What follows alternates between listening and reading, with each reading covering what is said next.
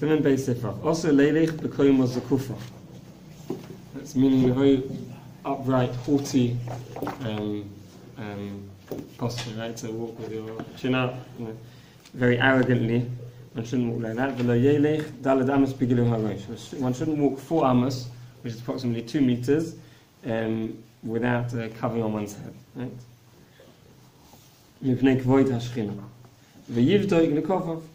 And one should check if one needs to go to the bath. This is in the morning when one wakes up, before one davens. One should check the one if one needs to go to the bath. Then. Let's have a look at the Mishpur Sekudin Yud Aleph.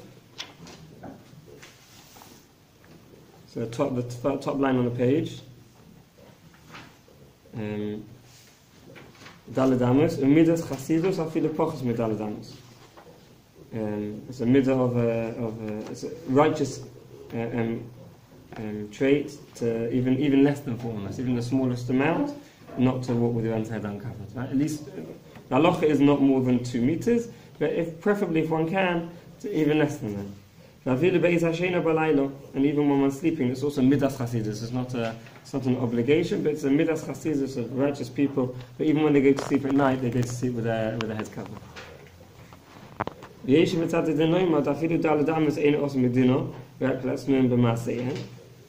Mishnah brings down, so we should know there are some opinions that hold that even more than 4 amos is not an obligation. It's also only for righteous people. The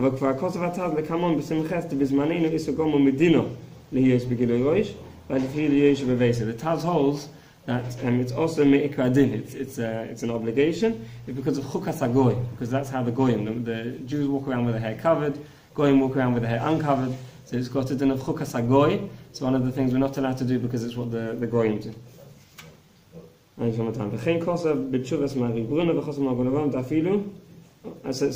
Mishabur, as we said, the Mishabur often brings down a number of opinions. He's brought down a few opinions, and his conclusion is like the Taz. The more than 4 amos is an obligation. Even when one's at home, one has to cover one's head because of chukas hagoy. The Mogravam says even young children, one should get them used to covering their heads, so that they have yiras shamayim.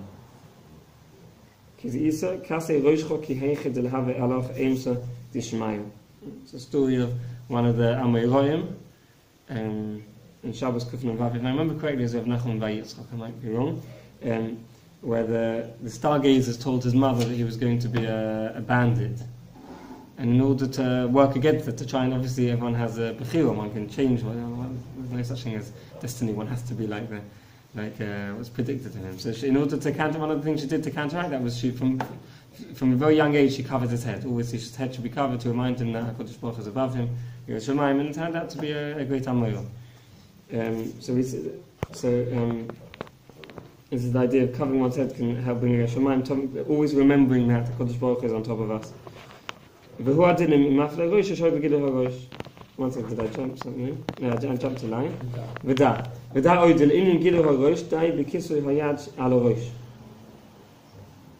That it's good enough to cover put one's head on one's hand, on one's hand on one's head, to cover one's head.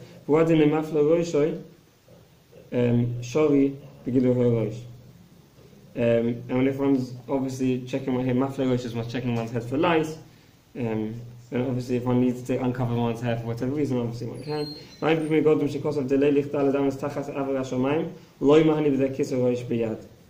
The Pri Megadim says that outside, when there's no roof above one's head, then one shouldn't put one's hand on one's head. One should cover it properly. What people do, if it happens if one's cover gets blown off in the wind, right, when one's outside.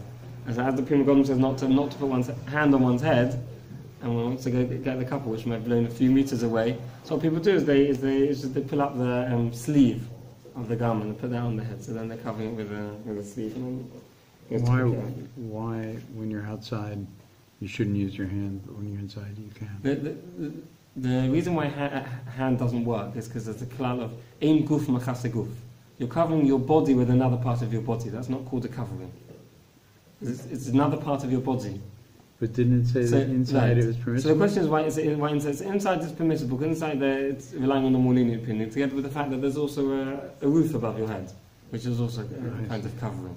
So the two kind of coverings together are good enough. Okay.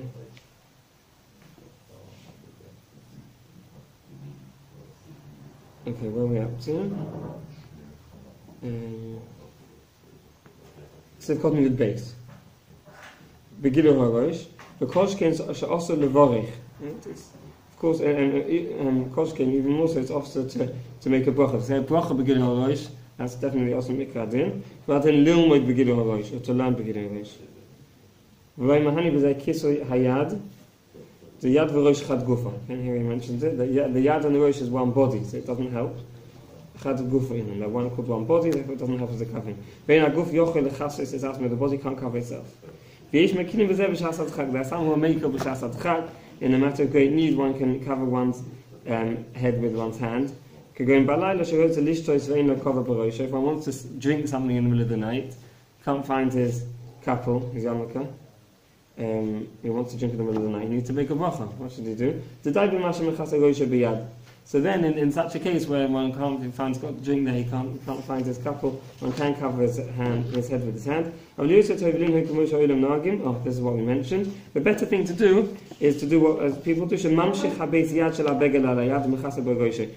pull his sleeve over his hand and to cover his head with his sleeve.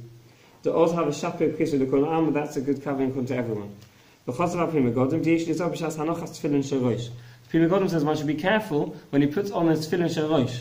Right? Sometimes people have, if they've got a big yarmulke, one takes off the yarmulke to put on the tefillin sharosh because of the straps that go around the head. So he has to be careful when he says the bracha shelo yivorich ha-bracha b'rosh mrula. He has to make sure to say the bracha with his head covered, not to take off his couple before he says the bracha. So you can take it off to put the tefillin on, but replace it before you make the bracha. Sorry?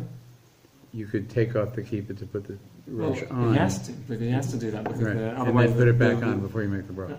No, sorry, because otherwise the straps will cover the couple. So he has to do that. He has to remove it, put it on, put the couple back on, and then make the bracha. Yes.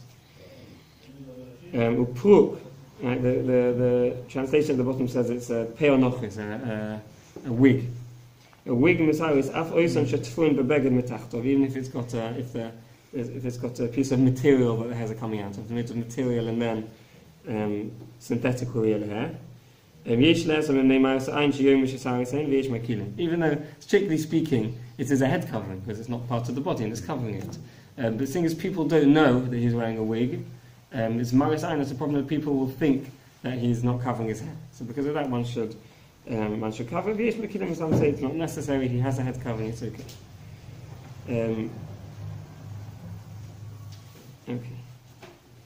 Generally, in these cases where general klal in all the poskim, whenever they give an opinion without mentioning who says this opinion, and then afterwards they say v'yesh, some people say this, it means that they hold that the ikra din is like their opinion which they wrote stam. It's called stam v'yesh omen. The opinion they wrote stam without any introduction of a name or a yesh. they hold that's the ikra din. And they brought along one to tell you that there are mekilim, and you can rely on it if necessary. Or if the second opinion, if the yesh is a machmirim, the ikra din is like the first opinion of the kula. And the yesh, some people in machmir, you should know that there is, one should try and be machmir if one can, but it's not the ikra din. Yeah. So again here, he wrote an opinion stam. That's very helpful. Right, so he wrote an opinion here stam. Then he wrote yesh mekilim sama mekilim. It means the ikra din is that with a wig one should put on an extra yarmulke couple to cover the wig. One should know that on mekilim, if necessary, one can rely on the mekil. Okay, let's carry on. Sif cotton yud gimel. The next mission was cotton yud gimel. V'yiv taking a kavov. This is one should check if one needs to be excused. Why is this? The Mishnah explains. Kedei shehiya achakach gufoy noki b'shas kabbalas malchus shomayim b'kriyashama u'tfilah. In davening, we accept upon ourselves the kabbalas ol malchus shomayim. We accept on ourselves the yoke of heaven, of keeping Hashem's mitzvahs. In Kriyashma is kabbalas ol malchus shomayim, which we before that, of course, we do the kabbalah. We talk about the kabbalas ol malchus shomayim, the malachim. We add in the whole Kabbalah's Malchus Shamayim of the Malachim. Afterwards we have Kriyas Shema, which is our own Kabbalah's Malchus Shamayim. We accept on ourselves the mitzvahs. And therefore one of the halachas is to do it with a guf noki, a clean body. Therefore one should make sure one goes to be excused beforehand, before tefillah. And also there's also tefillah, which is also even in Mincha and Mariv, where in Mincha there's no Kabbalah Sof-Marim, there's no Sheman, there's just tefillah. Also we'll see the halachas that one has to be excused before tefillah. If he doesn't need, if he checked he doesn't need, then that's called the guf noki, it's called clean. There's no obligation to go. The obligation is just to check if one needs or not. And if he does, then yes. Okay, let's go back to the Ramah. I can go about the top line, last two words. The Ramah, Hagor, the note of the Ramah. He should cover his whole body, he shouldn't go barefoot. One should get used to, this was obviously more relevant in those days when it was more difficult to go to the bathroom. They only had them in the fields. Nowadays we have them at home, so it's obviously one doesn't need to be persuaded to go often. But the Ramah is telling people to get used to going in the morning or evening. It's good, it's for health reasons, cleanliness reasons, to get used to going fixed times in the morning and evening.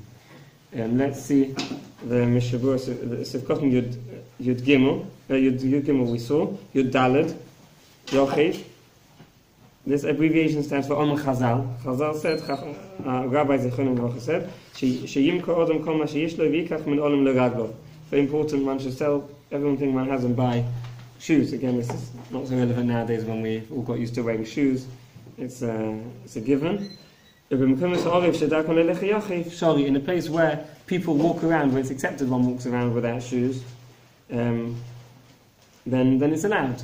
Right? If he's talking about places where people wear shoes, then it's important to wear shoes. In places where it's accepted custom to walk around barefoot, then one may walk around barefoot. Okay, let's. Says if one's doing it as one did Averis and one's trying to do it as a process of repentance, then it's also allowed. As we saw that David HaMelech also did that, it says in the Pasuk. After Avshalom drove him out of Yerushalayim, he went barefoot. He understood that he was driven out of Yerushalayim by Avshalom, his son. Right? When Avshalom, the rebellion of Avshalom, his son, he drove David out of Yerushalayim. So Yerushalayim understood it as because of his averos, that it was a punishment for his averos, as part of his tshuva, part of his process of repentance. He went barefoot. Okay. Let's continue. It's just the things we mentioned. David, I just mentioned. There's a very important yisoid that we get from that Maisa of David, that episode with David. He says he took it. He said that when Avshalom drove him out of Yerushalayim, he took everything as a punishment from Hashem. He didn't look at it as Avshalom is doing something wrong to him. On his way down, Shimi ben Geor cursed him. He didn't look at it as someone called Shimi who's cursing him. He said Hashem Omar Lokela. Hashem caused Shimi ben Geor to curse me. He looked at everything as coming from Hashem. Avshalom drives him out, it's Hashem driving out of Yerushalayim. Shimi curses him, it's Hashem who's cursing him. He looked at everything as everything comes from Hashem. Everything comes from Hashem, and it's Hashem telling him, Hashem punishing him for averos he's done. And therefore he took it to heart, and he repented. He did tshuva. He walked barefoot as a process of this repentance. Right? It doesn't excuse the actions of people that do things wrong. Everyone has the bechira whether to do things wrong or not. Right? But the person who is being affected by another person has to realize not to take retribution, not to take actions against the person who's doing it to him. He has to realize that Hashem is sending it to him and do teshuvah. Actually, David never forgot that incident with Shimei, because as he was dying, right, he made clear to his son, Right. deal with this. That's right. Right? Okay. So he did. But he didn't do it. He had to. The reason why he had to punish Shimi was because Shimi was a chayv misa, because he was moed b'malchus. Someone who does something against the king is killed. That's the punishment. One has to do it.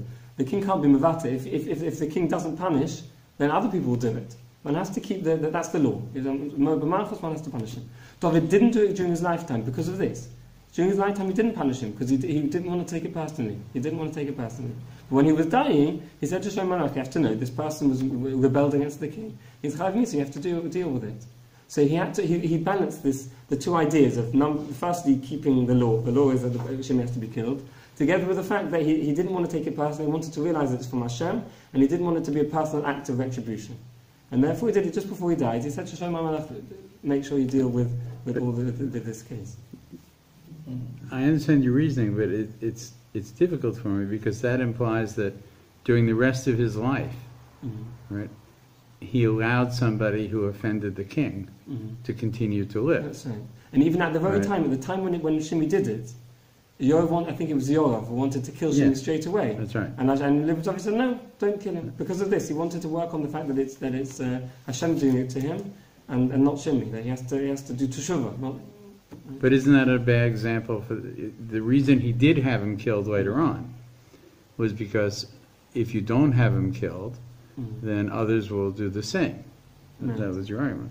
So that means during the rest of his reign, he gave that impression that this behavior was not behavior that deserved punishment. Okay, that's true. He did in the end kill him, but he did, as we said, he didn't want to do it straight away because of this, as we explained. Okay, let's continue. Siman Gimel.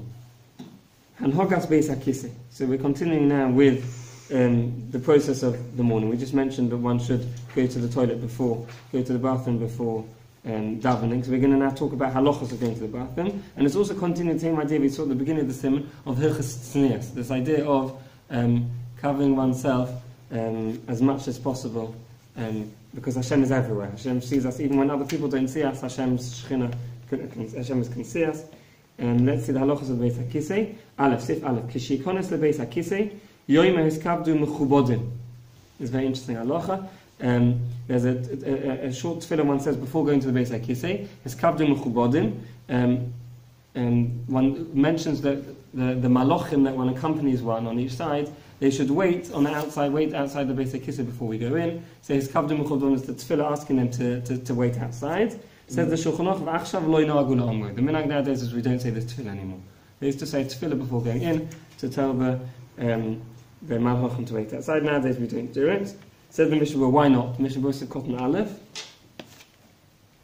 Ki ein onu muchzokim mirei shamayim shemalachim melavin oisonu. We don't hold ourselves as on a high enough level that we should have malachim accompanying us. Shenevakshim she'amtinu oleinu ad sheneitzeh.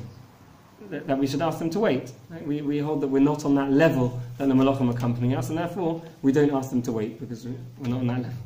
Okay? So the question everyone asks is, what about on Friday night? On Friday night there's a famous medrash that the malachim accompany us home, and that's why we sing Shalom Aleichem. Right? We sing Shalom Aleichem, we welcome the Shalom Aleichem Malach we welcome them in, Baruch Shalom. Right? Then we say Tzeichem L'Shalom. Just by the way, when one says Tzeichem L'Shalom, right? The Bialacha, when we get there to Chashavas in a long time, the Bialacha explains, people think, he said that some people stopped saying Seischem L'Shalom because they said, we don't want the Malachim to leave. Why are we telling them to leave? The Bialacha says it's a mistake. Seischem L'Shalom doesn't mean you should go. Seischem L'Shalom means that when you leave, you should leave in Shalom. We're going to stop now. We're only now talking to the Malachim now. We don't know when they're going to leave. So now we tell them now that when you leave b'Shalom. Right? It's not asking them to leave. There's no problem saying we're not asking them to leave. They can say afterwards when they leave they should leave b'Shalom.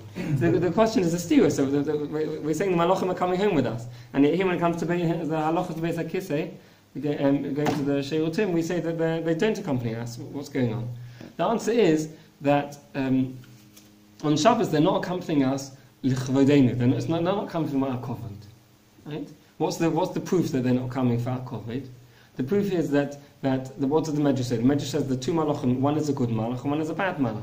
And what do they do when they come in? They look if the house is ready for Shabbos. if the house is ready for Shabbos, they give us a bracha that this should be like this every week, this table laid and everything clean, and should be like this every week. And the bad malach has to answer Amen. And if the house is not ready and it's then it's the other way around. The malach gives us a klola that should be like this next week, and the malach has to say Amen. So we see it's not for our covid. They're coming for the covid of Shabbos.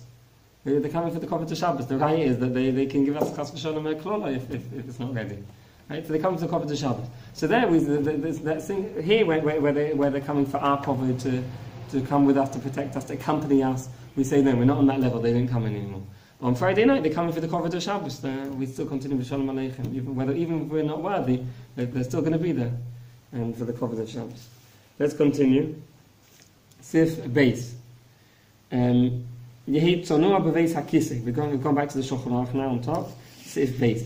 Yehi tzonua b'veis hakisei v'lo yigale atzma chiyeshiv. This is continuing the same idea we saw, because the Molei Cholot Kavod Hashem is with us everywhere. One has to, even in the Beis Hakisei, act in a tzonua way, in a modest fashion. Therefore, one should reveal oneself as little as possible. He should only reveal oneself as he sits down. As he sits down. The Hagor is a new point. Let's have a look at the Mishabur on this.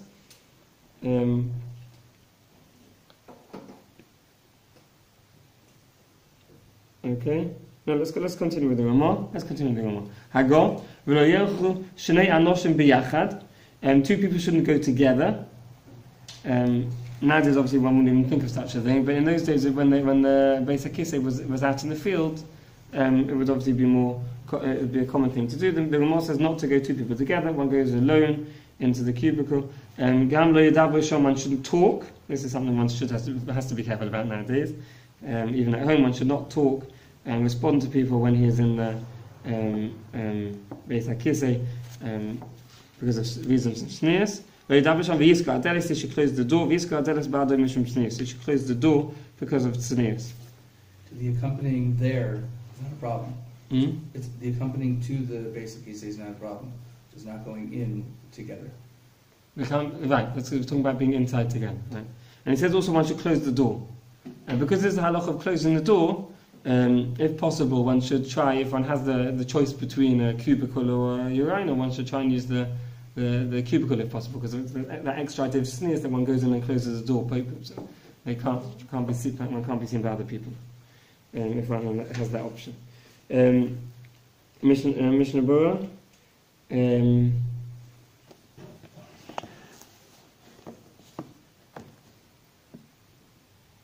Let's read through them. Let's read from the beginning. Sifkot and base. Also, when he gets out, one should cover himself straight away. Sifkot and Gimel v'lo yeilchu. V'mid pachad. He's talking about when the Beis HaKisei was in the field. Yochel echad lo neach yodo al rosh derech hachaloin. He can assure him through the window, put his hand on him to show he's there.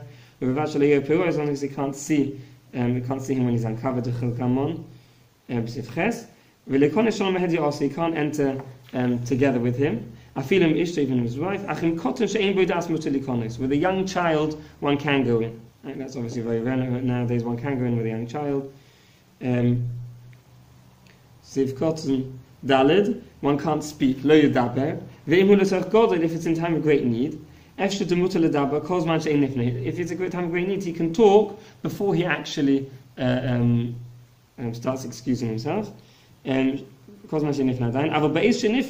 he's actually excusing himself, even if it's a great need, one may not speak. If you can't close the door, there's no lock, and someone else wants to come in, right? But you can't talk to tell him not to come in. What should he do? He can grunt, he can make noises to let him know that someone's in the cubicle, right? But v'lo yadaber, he shouldn't speak. Okay. Do we understand what the Indian is a talking that would make? There's two. The one of the reasons given is again because of sneers. It's not an act. It's when one's doing such a thing as excusing oneself. It should be by oneself when no one can see him. No, he doesn't talk to people. He does it as sneeristically as possible, and then he leaves. That's the main idea. Okay, let's continue now. Then he talks again about women. So another lot about Botek Nesses in the field, basic kissing in the field. It's not so relevant. Let's continue now with Sif Gimel. Got a few more minutes. Sif Gimel. Imrose lemashmesh befi tabas b'tzor or bekesam liftach nekova. Imashmesh kudem sheyeshev. Lo imashmesh achas sheyeshev mimtum shekosher likshofim. He wants to. This is if one wants to. Rub it with a stone to help himself excuse himself. One should do it before he sits down because of witchcraft. He shouldn't do it after he sits down because of witchcraft problems. Sif Daled, let's continue with the Shulchan Aruch. Lo yigala etzmokim la'achoy of tefach melefon of tefachayim. One should only reveal himself as little as possible. It says in the front part of his body, tefach, the back part, tefachayim. Okay, obviously, the idea is to minimize it as much as possible. And to be as tzonua as possible in the bathroom and the toilet. It's according to each person, as much as listed as you can. If hey, in nifne b'mokum megula she'en boi mechitzois, hichavin sheyuponov ledorim v'achoyrav letofei, or ipcha.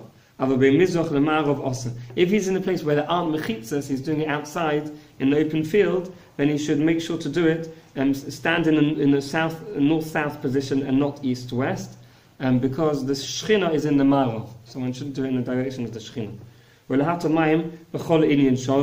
That's talking about one does Gedolim, one does number 2. If he does number 1, he's just urinating then that's okay in any direction.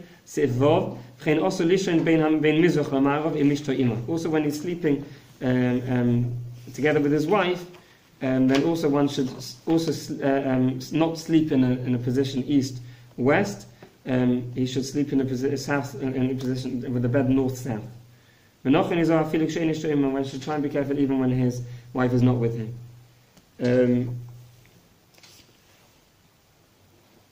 Let's look at the Mishnah Berurah there, Sifkot and Yud Aleph. The head of the bed should be to the north, and the legs to the south. Then he brings the halacha. He brings down a dissenting opinion. The Zohar actually says the other way around. Right?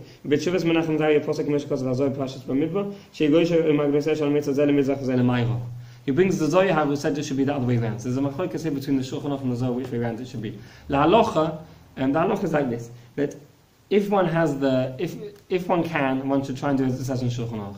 So halacha, one should try and do it if one can, to put the bed in an east-west position, and the head should be to the bed should be in a north-south position with the head of the bed to the north and the legs to the south.